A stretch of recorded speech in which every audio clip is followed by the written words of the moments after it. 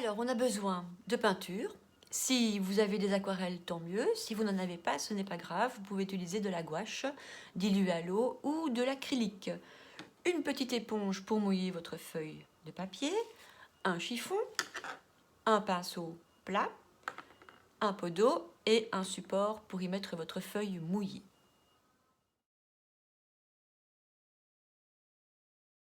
On va commencer par délimiter la terre.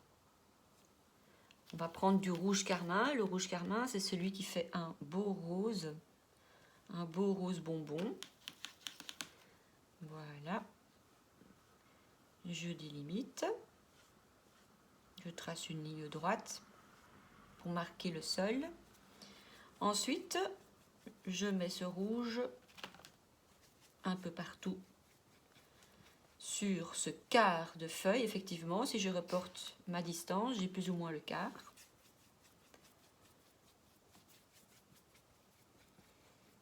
Voilà. Faites bien la gestuelle que je fais, parce qu'ici, on va y dessiner les racines de l'arbre. Je mets encore un peu de rouge. Un peu plus foncé à la base.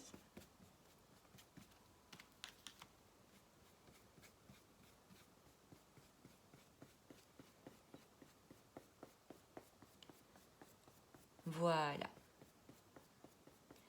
Maintenant, je vais faire les racines avec le bleu de Prusse et je vais remonter pour faire le tronc et les branches de l'arbre. Par leurs racines, ils absorbent l'eau et la purifient. Voilà, je fais une première branche, je redescends, je reprends du bleu, j'en fais une deuxième.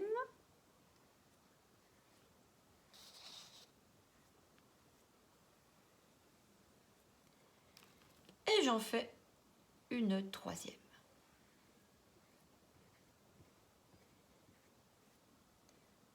Voilà.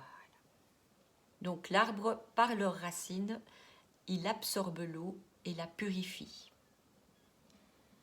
Ces racines maintiennent également le sol et protègent ainsi de l'érosion. Alors, c'est quoi l'érosion? Il est sûr que si on coupe tous les arbres, bien l'eau de pluie ne saura plus où aller et provoquera des inondations, des glissements de terrain, des coulées de boue, enfin toutes des catastrophes qui se passent un peu partout dans le monde.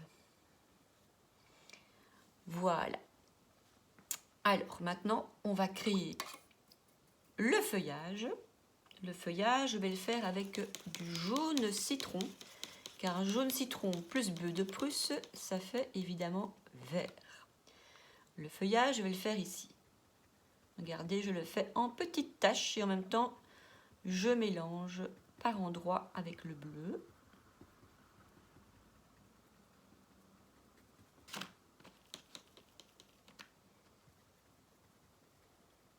Voilà le feuillage. Je laisse du bleu quand même.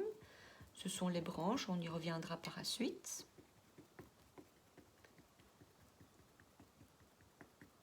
Par leur feuillage, ils produisent l'oxygène, permettant que les animaux et les êtres humains puissent vivre. Alors, avec l'autre bleu, le bleu ultramarine, je vais également accentuer mon feuillage, faire des zones un petit peu plus foncées.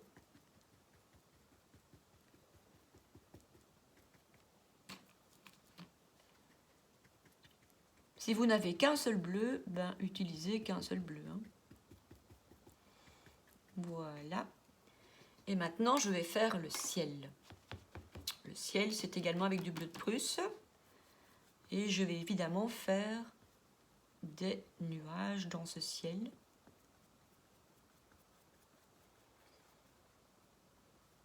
Les nuages qui sont provoqués par l'évaporation de l'eau.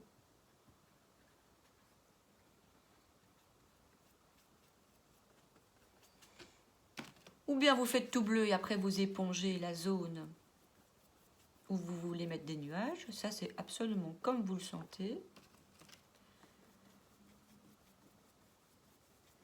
Vous voyez, je ne commence pas à peindre comme ça, je mets du mouvement, un peu comme s'il y avait du vent, pour imiter un peu les turbulences.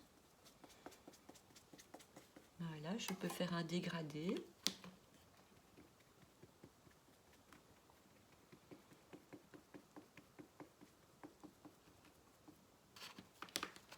Encore un petit peu au-dessus, un peu plus foncé.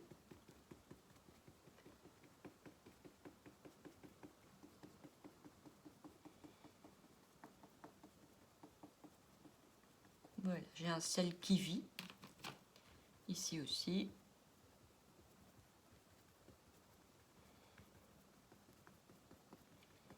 Nous sommes aussi dans les impressions.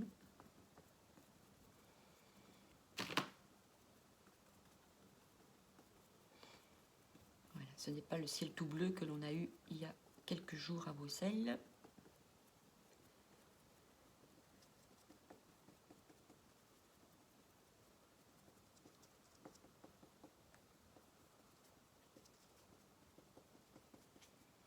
Voilà, donc si vous voulez en enlever un endroit, ben vous épongez hein, et vous en faites avec le chiffon. Alors, on va revenir maintenant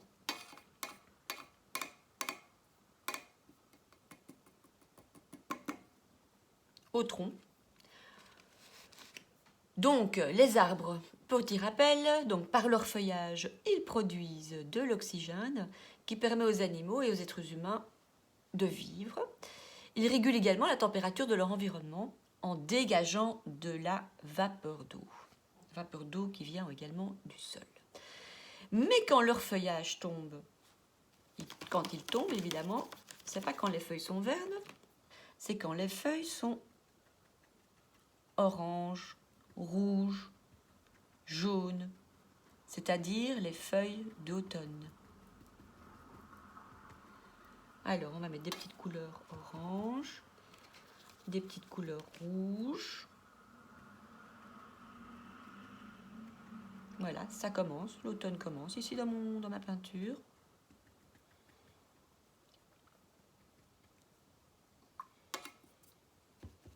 Et on va en faire tomber quelques-unes sur le sol. Donc quand le feuillage tombe, il se décompose et il va produire de la bonne terre qui recouvre le sol et le restaure. Il le nourrit en fait.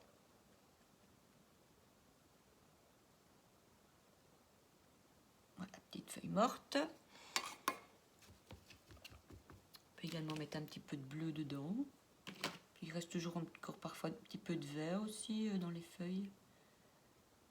Voilà. Et elles tombent évidemment parce qu'elles ne sont plus nourries. Car l'eau n'est plus puisée par les racines, l'arbre va se mettre en dormance pour l'hiver. Alors, je vais revenir maintenant à mon tronc également. Le tronc, je vais y mettre un peu de jaune doré afin de créer du brun. Donc là, en automne, l'eau ne monte plus. Elle ne nourrit plus les feuilles. L'arbre va s'endormir pour 3 mois. Et au printemps, le cycle recommencera. Voilà, j'accentue un peu ma racine dans le sol. Il y a un petit peu toutes sortes de couleurs dans l'arbre, sur le tronc en tout cas. On peut également y mettre du vert, puisque du côté nord en général, il y a de la mousse sur le tronc. Je ne sais pas si vous avez déjà observé ça.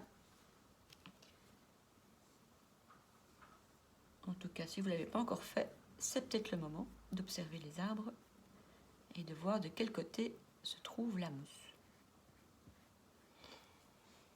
Encore un peu de rouge. Et puis vous allez créer une espèce de brun en mélangeant toutes ces couleurs, évidemment. Je vais encore bien marquer les branches. Voilà, là vous travaillez maintenant.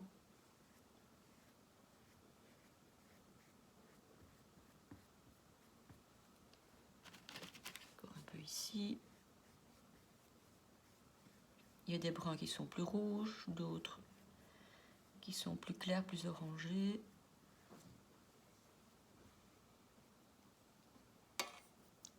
Et ici la terre, je vais rajouter aussi également un peu de bleu de Prusse, car la terre c'est quand même plus foncé que ce que je viens de mettre. Et parfois il y a des tons violacés.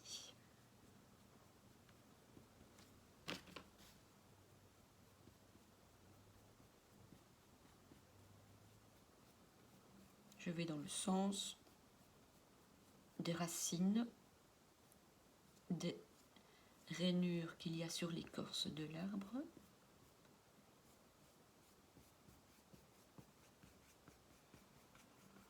Voilà. Il est un petit peu plus foncé à la base ici. C'était mon sol. Pour bien délimiter le sol et le ciel. Voilà. Je répands un peu mon bleu.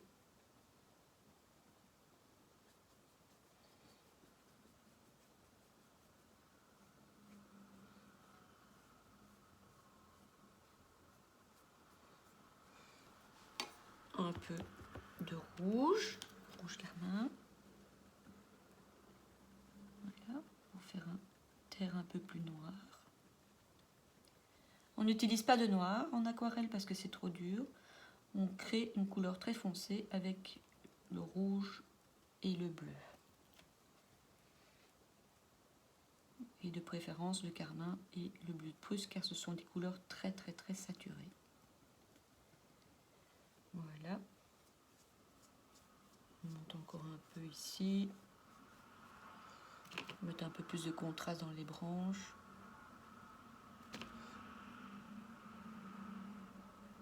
Voilà. En peinture mouillée, on peut toujours revenir sur des zones pour les accentuer un peu plus, comme on a envie. Mais n'oublions pas que le mieux est l'ennemi du bien. Donc je ne vais pas trop chipoter, parce que parfois je chipote trop, et après je suis déçue de ce que j'ai fait.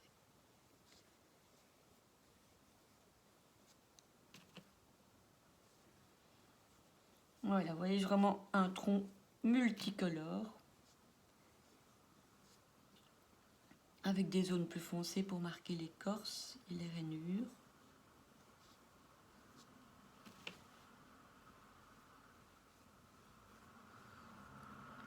Les racines.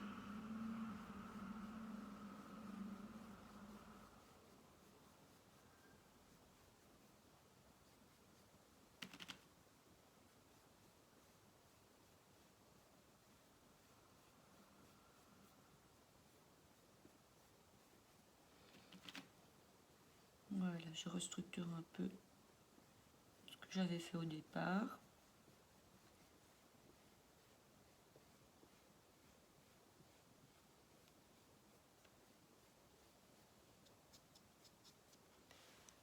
Voilà, je vais m'arrêter là.